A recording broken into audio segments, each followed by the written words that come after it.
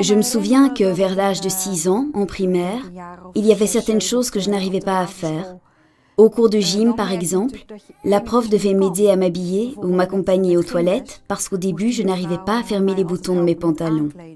Of naar het toilet gaan. In het begin kon ik mijn eigen knoopjes nog niet, die strakke knoopjes van broeken nog niet vastmaken.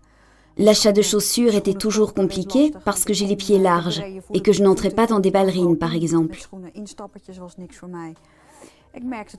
Je voyais aussi que les autres enfants me dévisageaient ou se demandaient ce que j'avais. Et il fallait leur expliquer.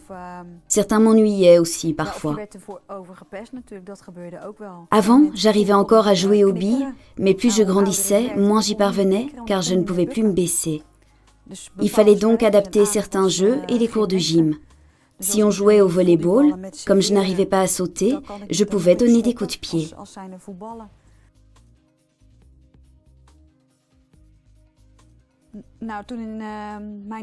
Quand j'ai été diagnostiquée vers l'âge de 4 ans, on a vu des tas de médecins, ophtalmologues, spécialistes ORL, cardiologues, orthopédistes. J'ai même été chez un chirurgien plastique à 16 ans. Il m'a opéré des doigts pour éliminer tous les dépôts qui s'y étaient accumulés, ce qui m'a permis de retrouver une certaine mobilité. J'ai aussi été opérée des pieds. Je peux désormais mettre des chaussures un peu plus facilement. J'ai toujours mal aux oreilles quand je vais nager. Comme j'ai aussi une déficience des valves cardiaques, je dois faire des contrôles annuels chez tous ces spécialistes.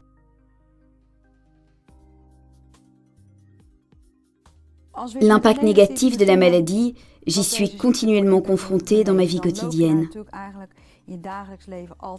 J'ai beaucoup de mal à me baisser. Si je fais tomber quelque chose, je dois trouver une astuce pour le ramasser ou utiliser une pince.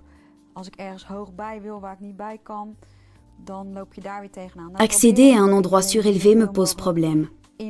J'essaye de limiter ces situations au maximum en trouvant des subterfuges pour me faciliter la vie.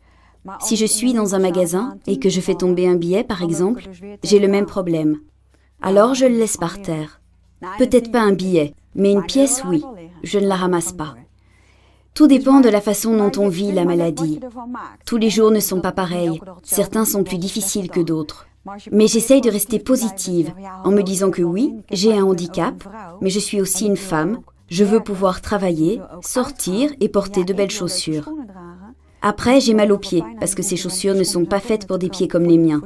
Mais bon, c'est pareil pour tout le monde. On sort, on danse, et si le lendemain on a mal aux pieds, on en assume les conséquences.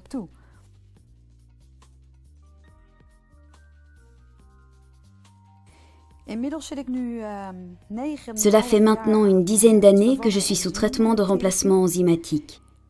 Avant de le commencer, je devais me déplacer en fauteuil roulant quand il fallait parcourir de longues distances, par exemple.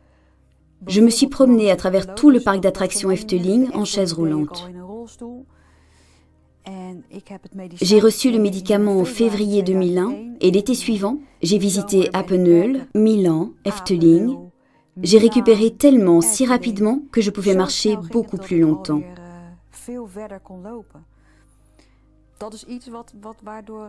C'est une chose que j'ai remarquée grâce au traitement enzymatique, mais la préhension s'est aussi améliorée et j'ai beaucoup moins de douleur. C'est bizarre à expliquer, mais le volume du foie et de la rate augmente d'1% et là, il a diminué. Je me sens donc beaucoup mieux.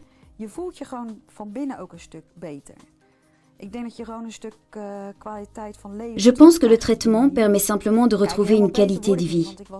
Je ne suis pas totalement rétablie. J'avais 28 ans quand je l'ai commencé. Beaucoup de mes os étaient déjà déformés et malades, c'est irréversible. Mais je me sens quand même beaucoup mieux qu'avant. J'ignore ce que l'avenir me réserve, mais ça fait maintenant une dizaine d'années que je suis sous traitement enzymatique et j'en suis toujours aussi satisfaite. Ik ben er nog steeds hartstikke blij mee.